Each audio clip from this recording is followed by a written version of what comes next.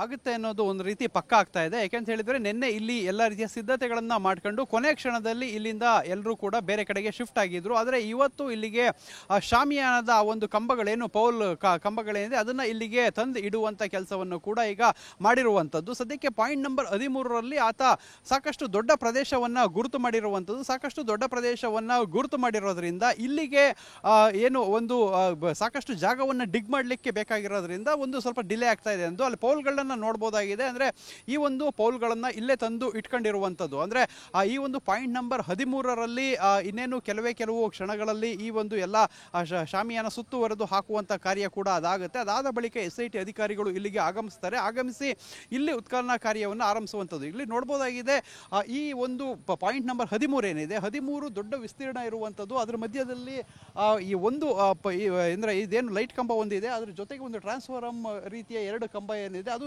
ಎರಡೂ ಕೂಡ ಅದ್ರ ಒಳಗಡೆ ಇರುವಂಥದ್ದು. ಇಲ್ಲಿ ಉತ್ಖನನ ಮಾಡುವಂಥ ಸಂದರ್ಭದಲ್ಲಿ ಇವನ್ನೆಲ್ಲ ತೆಗೆಯುವಂಥದ್ದು ಮತ್ತೆ ಇಲ್ಲಿ ವಿದ್ಯುತ್ ಸಂಪರ್ಕವನ್ನು ಕಡಿತಗೊಳಿಸುವಂಥ ಅವಶ್ಯಕತೆ ಇರುತ್ತೆ. ಇನ್ನು ಅದ್ರ ಪಕ್ಕದಲ್ಲೇ ಕಿಂಡಿ ಅಣೆಕಟ್ಟು ಇರೋದ್ರಿಂದ ಅಣೆಕಟ್ಟಿಗೂ ಕೂಡ ಯಾವುದೇ ರೀತಿ ತೊಂದರೆ ಆಗಬಾರ್ದು ಅನ್ನೋ ನಿಟ್ಟಿನಲ್ಲಿ ಈಗ ಇಲ್ಲಿ ಈ GPR ಅನ್ನ ಬಳಸುವಂತಹ ಪ್ರಕ್ರಿಯೆಗೂ ಕೂಡ ಚಾಲನೆ ಸಿಕ್ಕಿರುವಂಥದ್ದು. ಅಂದ್ರೆ ಇಲ್ಲೇನಾದರೂ ಸಾಕಷ್ಟು ಯಥೇಚ್ಛವಾಗಿ ಹೆಣಗಳನ್ನ ಇಲ್ಲಿ ಹೂತಾಕಿದ್ದೆ ಅಂತ ಹೇಳಿ ಆತ ಏನು ಅನಾಮಿಕ ದೂರದಾರ ಹೇಳಿದ್ದ. ಇಲ್ಲಿ ಆ ಒಂದು ಹೆಣಗಳನ್ನ 1 by 1 ಡಿಗ್ ಮಾಡೋದಕ್ಕಿಂತ ಈ ಒಂದು ರಡಾರ್ನ ತೆಗೆದುಕೊಂಡು ಬಂದು ಅದನ್ನ ನೋಡಿ ಎಲ್ಲಾದರೂ ಆ ಒಂದು ಪತ್ತೆಯಾದಂಥ ಸಂದರ್ಭದಲ್ಲಿ ಅದನ್ನ ತೆಗಿಬಹುದು ಅನ್ನೋ ಚಿಂತನೆಯಲ್ಲೂ ಕೂಡ ಈಗ SIT ಅಧಿಕಾರಿಗಳಿದ್ದಾರೆ. ಮತ್ತೆ ಹೇಳಿ ಕೇಳಿ ಈ ಒಂದು ಪ್ರದೇಶ ಈಗ ಕಳೆದ 5-6 ವರ್ಷಗಳಿಂದ ಇಲ್ಲಿ ಮನೆ ಕಟ್ಟಂತಹ ಒಬ್ಬರು ಒಂದು 80ರಿಂದ 90 ಲೋಡ್ ಮಣ್ಣನ್ನು ಇಲ್ಲಿಗೆ ಹಾಕಿದ್ದಾರೆ ಅನ್ನೋ ಮಾಹಿತಿ ಇರುವಂಥದ್ದು. ಅದರಿಂದ ಅದು ಜಾಸ್ತಿ ಆಳದಲ್ಲಿ ಇರುವ ಸಾಧ್ಯತೆಗಳಿದೆ ಅನ್ನೋದು ವಿಚಾರ ಕೂಡ ಈಗ ಗೊತ್ತಾಗಿರುವಂಥದ್ದು. ಸದ್ಯಕ್ಕೆ ಕರ್ನಾಟಕದಲ್ಲಿ 2-3 ಖಾಸಗಿ ಕಂಪನಿಗಳ ಹತ್ರ ಈ ಒಂದು GPR ಅಂದರೆ ಆ ತಂತ್ರಜ್ಞಾನ ಇರುವಂತಹ ಮೆಷಿನ್ಗಳು ಇರುವಂಥದ್ದು. ಸರ್ಕಾರದಲ್ಲಿ ಯಾವುದೇ ರೀತಿ ಇಂತಹ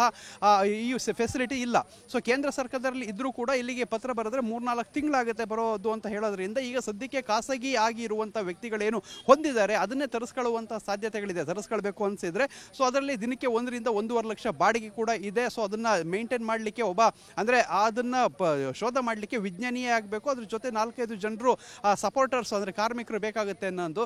ಸದ್ಯಕ್ಕೆ ನಿನ್ನೆ ಏನು ಅಹಿತಕರ ಘಟನೆ ನಡೀತು ಅದರಿಂದಾಗಿ ಹೆಚ್ಚಿನ ಪೊಲೀಸ್ ಭದ್ರತೆಯನ್ನು ಕೂಡ ಕೊಟ್ಟಿರೋದು ನೋಡಬಹುದಾಗಿದೆ. ಅಂದ್ರೆ ಪಾಯಿಂಟ್ ನಂಬರ್ 13ರ ನನ್ನ ಹಿಂಭಾಗ ನೋಡೋದಾದ್ರೆ ಇಲ್ಲಿ ಪೊಲೀಸರ ಭದ್ರತೆ ಕೂಡ ಜಾಸ್ತಿ ಮಾಡಿರುವಂತಂದ್ರೆ ಏನು ಪಾಯಿಂಟ್ಗಳಲ್ಲಿ ಪ್ರತಿನಿತ್ಯ 2 ಗನ್ಮ್ಯಾನ್ಗಳನ್ನು ಹಾಕಲಾಗ್ತಾ ಇತ್ತು. ಆದರೆ ಇವತ್ತು ಒಂದೊಂದು ಪಾಯಿಂಟ್ನಲ್ಲಿ ಇವಾಗ 4 ಜನ ಗನ್ಮ್ಯಾನ್ಗಳನ್ನು ಹಾಕಿರುವಂಥದ್ದು.